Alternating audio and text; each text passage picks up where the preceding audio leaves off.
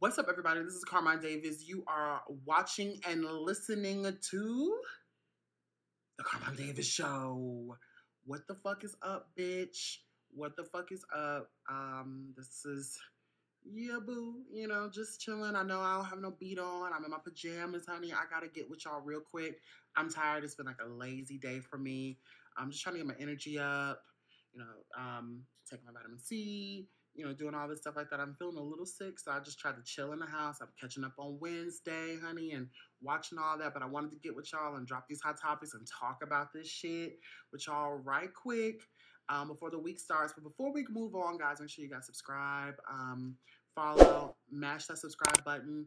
I get notifications when I do a new show. I don't do this shit for my health. Let's get it cracking, okay? I don't have all night. So, first of all, congratulations to the one, the only Keke Palmer, all right? According to LoveBeScott.com, Keke Palmer reveals her pregnancy on Saturday Night Live. Okay, Keke Palmer is having a baby. The multi-hyphenated reveal her pregnancy on Saturday Night Live, where she was the evening's host. There have been rumors swirling that Keke might be expecting, but no confirmation up until this point. While addressing the rumors during her opening monologue, Keke proudly showed the audience her growing baby bump in the video here. Baby, that's Keke Palmer's baby, okay? I kind of figured Keke was pregnant. You see like all of a sudden the cover up and like the little belly butt, little belly protruding and all those things. And then she's been doing a lot of things where I feel like she's kind of setting herself up to chill for like a little bit. But congratulations to Keke Palmer. She deserves it. She's gorgeous. I know she's been with that one fine dude for a little while. So congratulations to another multi-hyphenate, honey. She's one of my inspirations. I love Keke. And congratulations, my Earth sign sister. I'm excited for her. We're going to move on to the next hot topic again. Like I said, I don't have all night. Not much to say there. Congratulations, Keke Palmer. I can't think of anything. I just feel like the difference between back in the day and how it is now is that a baby doesn't slow your roll. Keke Palmer's at the point right now where she can afford some good help. You know what I'm saying? To pop that baby out, put that baby in her. You probably couldn't hear what I was saying. I'm sorry. Put that baby, pop that baby out and pack it on her back, honey, and keep it pushing like a real diva. So congratulations. Leave a comment below. So your well wishes for Keke Palmer. Let me know that you're watching this. Congratulations, Keke, in the comment section. Leave your congratulations below. And we're going to move on to the second hot topic. All right. LoveBeScott.com reports. Is anyone surprised? Hate speech has reportedly surged on Twitter since Elon Musk's takeover. Okay, Twitter has always been a hateful place, but according to new reports, Twitter has gotten even more hateful since Elon Musk has been in charge. Multiple research groups have discovered that since Elon's takeover, I call him Elon, honey. Elon. Y'all know I will fuck up a name. Child. Elon Musk. Shit. Like the fuck? Elon Musk's takeover, the use of racial, anti-Semitic, and homophobic slurs has dramatically increased. The Center for Countering Digital Hate used the Brand Watch analytics. The Center of Countering Digital Hate used the Brand Watch analytics tool to analyze changes in Twitter's hate speech. According to the New York Times, the London nonprofit determined that prior to Musk's acquisition, there was a daily average of 1,282 tweets that contained slurs against Black people. That number has reportedly jumped to nearly 3,900 in the week since Musk's purchased the company. CCDH also found that hateful tweets against gay men increased about 60% under Musk's leadership, going from an average of 2,506 to 3,964 a day. Messages that include transgender slurs also jumped up by 62%, going from 3,105, 3,159 to 5,117 tweets a day. Damn, that's horrible. That's a lot of hate. The Anti-Defamation League released a separate report that found an increase of anti-Semitic content on Twitter. This data suggests that in 2 weeks following Musk's takeover, Twitter takeover, the prevalence of tweets, excluding retweets referencing Jews or Judaism, with an anti-Semitic sentiment increased by 40.6%. The ADL wrote. Unsurprisingly, content moderation has gone downhill quickly since Elon took over at Twitter and gutted the trust and safety team. Content moderation matters. People and companies have limits on the hate speech they want to see on their feeds. Responded to the Times report via Twitter on Friday, saying that the data was utterly false. Prior to purchasing Twitter, Musk expressed frustration over the platform's content moderation and the censorship of users. He confirmed his intentions to change the app into an inclusive arena for free speech. Child, one thing white people love to do is they want things to be inclusive when they're muzzled. You know what I'm saying? Like they from one thing I know for sure about working in a white man's world and being around a lot of white men is it's not inclusive or diverse when they're not allowed to be their hateful selves. You know what I'm saying? Like if it's about bringing up people and making an even platform or sharing responsibilities and workload and reward. They got a blind, deaf, and dumb all of a sudden. But when it comes to them not being able to say what they want to say, the hateful things that they say and do are being, policed, they have an issue with it. And so I'm not surprised that Miss Elon took her ass over there on Twitter and let it be a free for all. But anyway, back to where I was. I don't even know where I was. Sorry. He confirmed his intention to change the app into an inclusive arena for free speech, which sparked concerns about a potential rise in hateful content. The worries were fueled after Musk reinstated the accounts of controversial figures, including former President Donald Trump, Andrew Tate, Jordan Peterson, and Kanye West. The latter was suspended this week after he posted an image of a swastika. And I noticed Kanye was the one that just, Elon Musk sent up the bat signal to every kind of racist, misogynist, and homophobe that Twitter was open for business, and said Imran Ahmad, the chief executive of the CCDH. They have reacted accordingly. I'm not surprised. I think one thing about white men is that they don't like people to police them in any way, shape, form, or fashion. Whether it's not about whether it's wrong or right. It's just that they've always done it. With white men, they don't understand that the way that they've been doing things are hateful. How can it be hateful if that's the way their father talked at the dinner table, or their mother said and talked about in the car, or these are things that their friends talk about? They want to be able to feel comfortable everywhere they are, regardless of if anybody else is comfortable around them. That's the white agenda, every powerful white man. So even if he wanted to make it quote unquote inclusive, and make it so that everyone can say how they want to feel, he didn't have to make mention of that. Him making mention of that and making that his number one intent kind of did throw up a bad signal to people. And then literally reinstating Donald Trump's Twitter, you basically you're giving a Hail Mary to every Proud Boy who can download the app, or, everybody who feels like now, when the purpose for Twitter for taking down those particular people were to show people that this was not a platform where that kind of behavior will be tolerated. You reinstating them, letting them know that not only will it be tolerated, but someone will come and protect them. The same thing that they always experienced. Do you hear what I'm saying? And then you going out of your way to take, even though Kanye deserved it, I think he should have never been able to bring his black ass back on them people's platform, and neither should Donald Trump have brought his lily white ass back up there. I almost got my Twitter banned for mass following a bunch of people who follow me. By the way, if you're just listening to this, make sure you guys follow, subscribe to the show, and also follow me on Twitter, twitter.com/Carmine Davis, Instagram.com/Carmine Davis, Instagram.com/Carmine Davis Show. I have I have a lot of followers from Twitter. So I try to go every now and then and follow a bunch of people back, and they won't allow you to do it. My Twitter got banned for that. So you mean to tell me if I wrote something transphobic or homophobic or a racial slur or anything like that, it'd get a pass. But me trying to show some love and follow more people is a no.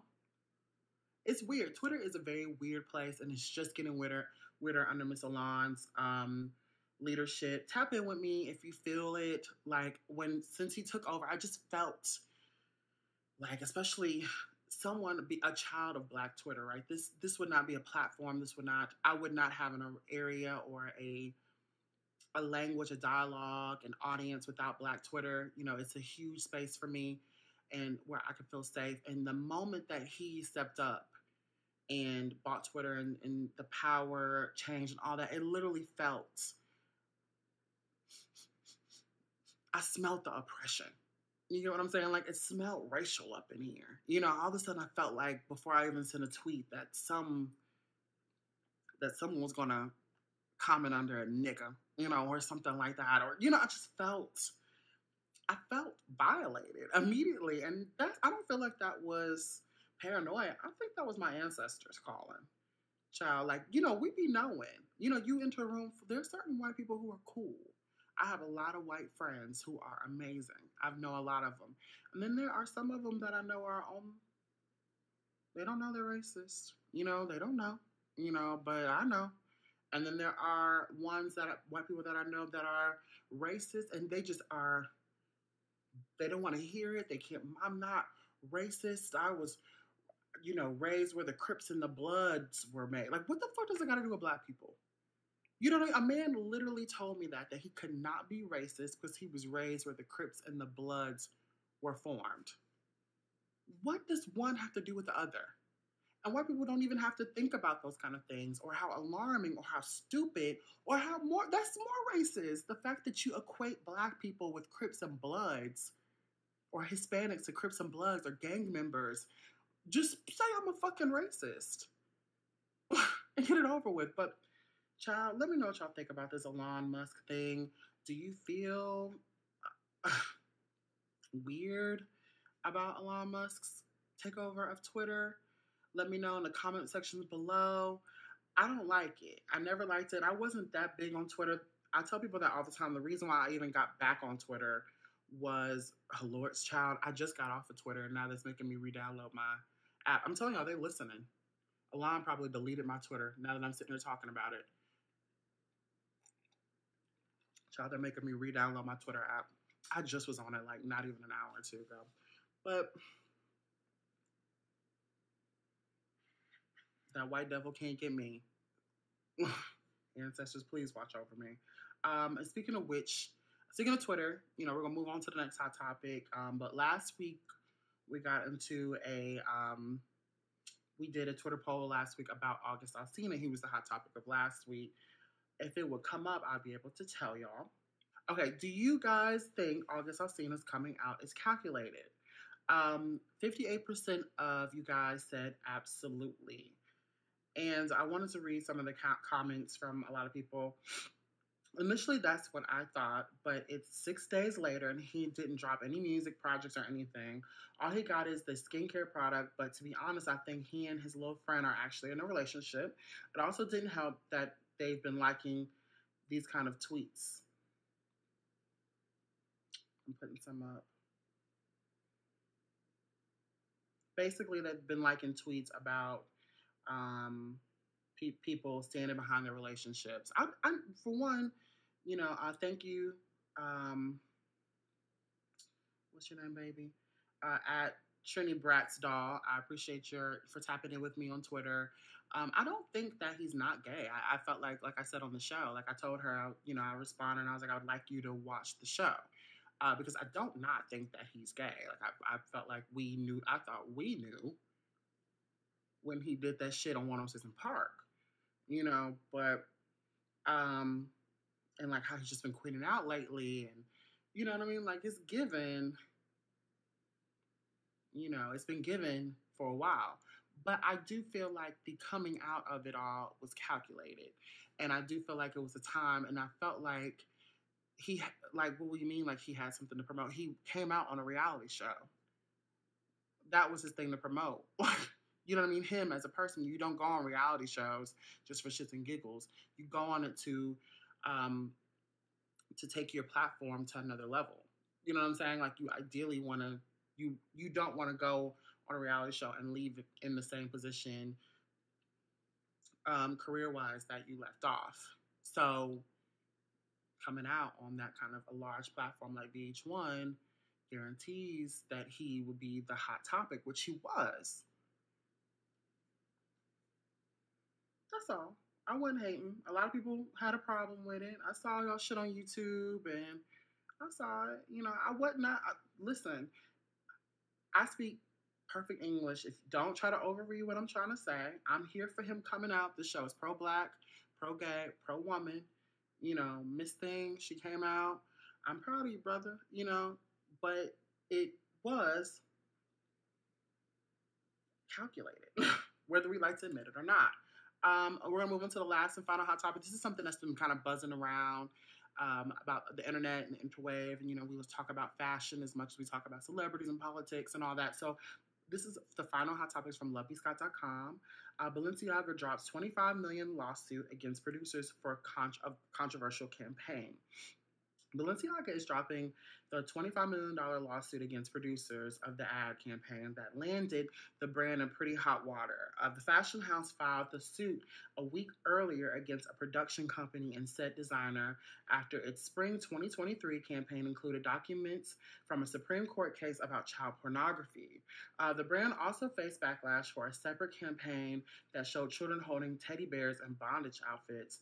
Balenciaga sued production outfit North Six and set designer Nicholas Days Jardins after one ad was to feature some background desk items and fake legal document records from a prop house, but wound up showing a real SCOTUS ruling. Reps for North Six and Des Jardins denied that they were responsible, and there was also an outcry from fashion pros saying that the parties shouldn't be blamed for a company's ad. I agree. Celeb collaborators, including Kim Kardashian, also chimed in that the brand publicly she also, sorry, it's going up and down. I'm sorry.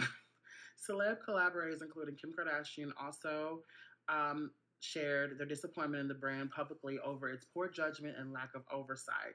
On Friday, Balenciaga said it was ceasing the litigation, according to a social media statement by its CEO. Meanwhile, the hip fashion brand's creative director, Demna, apologized on Instagram for the teddy bear campaign.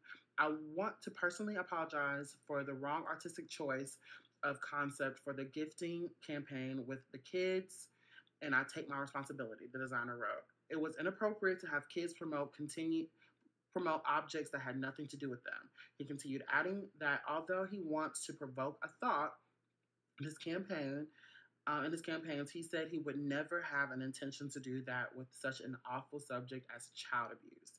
He added, I need to learn from this, listen and engage with child protection organizations to know how I can contribute and help to this terrible subject. The company previously posted the two separate ad campaigns in question reflect a series of grievous errors for which Balenciaga takes responsibility. Balenciaga commission approved and published the ads. They had no case, which is true. Let's be real for a second here. I want to talk about two things when it came to this Balenciaga suit. One, as a creative person,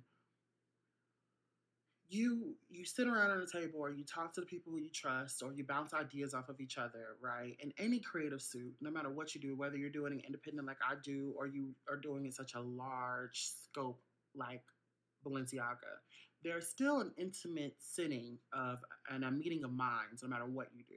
You're bouncing ideas off each other and you're trying to create something that people have never seen before, something that gets people talking and that gets people interested in what you're doing, right?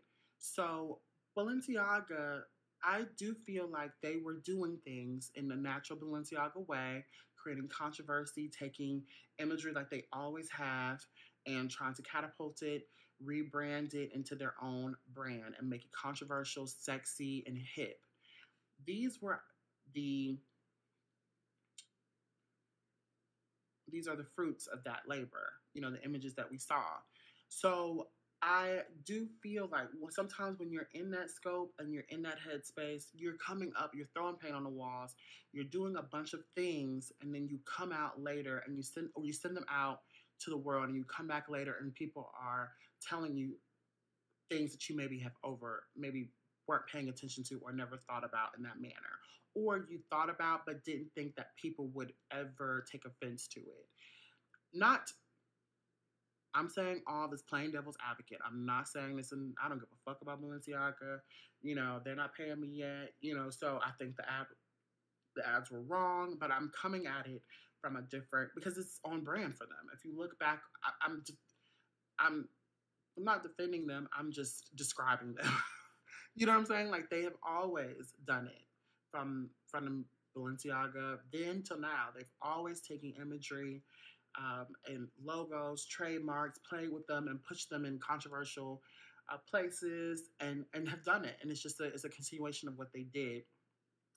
And once they send it out, and once you do it so many times where you're pushing the envelope, you're waiting on people to tell you, all right, boom, this is too far. And I feel like that's where they are right now. People are screaming and outcry and all that, and like talking bad about Balenciaga. Kim came at her Balenciaga riddled mansion to tell us that she's severing ties with them until things die down. Because let's be real, it's Balenciaga. By next season, they're going to win our favor again. People are going to be wearing Balenciaga again. I think that they're going to be fine.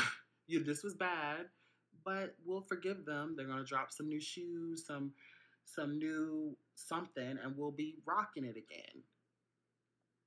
Because let's be real, cancel culture is kind of a dream, like a fever dream for bitches at home who feel powerless outside of Twitter. Do you know what I'm saying? Like, cancel culture is for the hype beasts. Not even them, because I feel like even hype beasts have a job, honey. You gotta get up and work to afford Balenciaga. But I feel like a lot of time cancel culture, the reason why it lacks the bite that they want to have so badly is because a lot of people don't have the power. They just don't. You're shaming people, and shame only goes so far until people in power do what they do and make something hot again. And groupthink is groupthink. So once the group thinks that this is okay again, we move on. We don't have, and then there'll always be those people who are like, remember when Balenciaga made them babies wear bondage outfits? And there are certain things that I can't get with that other brands have done, and that I've never done it again. I don't eat Chick-fil-A. Fuck them. The chicken ain't that good. They don't like me.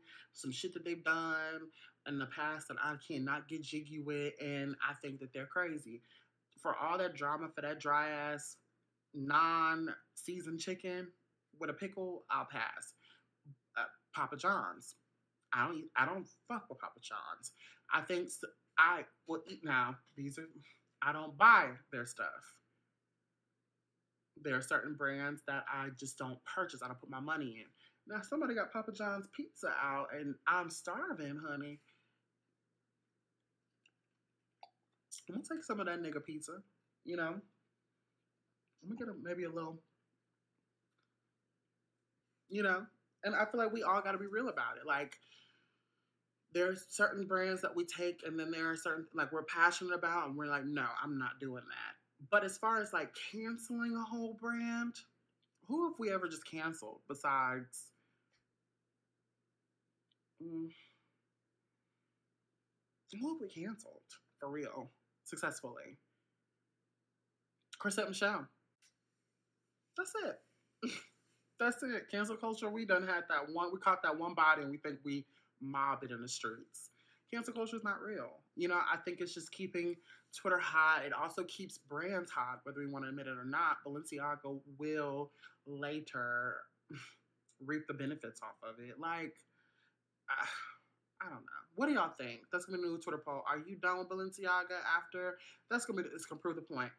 Are you done with Balenciaga after their recent ads? That's a Twitter poll. I bet you the answer is no. If somebody is the same way with me with a Chick-fil-A sandwich, no, I'm not going to rush to the nearest Chick-fil-A and buy nothing from the motherfuckers. But if I'm at a meeting and there's nothing but Chick-fil-A out, I'm going to take my Chick-fil-A in the fucking bathroom, lock the stall, put my feet up on the stall, and munch it down and literally flush the evidence because I'm fucking hungry. If someone came in here and my stylist came in here with a rack of Balenciaga and it fit, it zipped, and it looked good on me, I'm going to take photos in it. But I'm going to wait until this shit dies down to post it because I'm a business person. And I'm just being real about it. I do believe that we should call these people out. Every misstep, I get called out on my show, on my platform all the time. I just got called out every day about something that I say. And I stand by what I say most of the time. But then there are times when I'm like, oh, okay, boom, I got you. You know what? You're right, bitch. Lydia 969. You know what I mean? Like, I'll do better. And you move on. You move. But as far as getting canceled, that's not real. You know what I mean? And stop trying to act like you can cancel somebody. You ain't God. I say that the next week, bitch. You know, we move like we in Wakanda. Somebody's smooth wrong for our culture now. That's different. Cancel their ass. But we don't even get in uniform, or we don't come together enough to cancel anybody anyway. Like Chick-fil-A, we're supposed to have been canceled them. But that shit that they did with the Black Lives Matter movement. If you don't know, that's what I mean. You don't know, that says everything. You know what I mean? Like, y'all some Chick-fil-A eating niggas. And some Chick-fil-A eating gays. But that's the show. I'm drinking my wine. I'm going to bed. I got to put my eye patches on. I don't want y'all to see me looking completely ratchet. But I love y'all. I'm going to rap with y'all next week. Peace.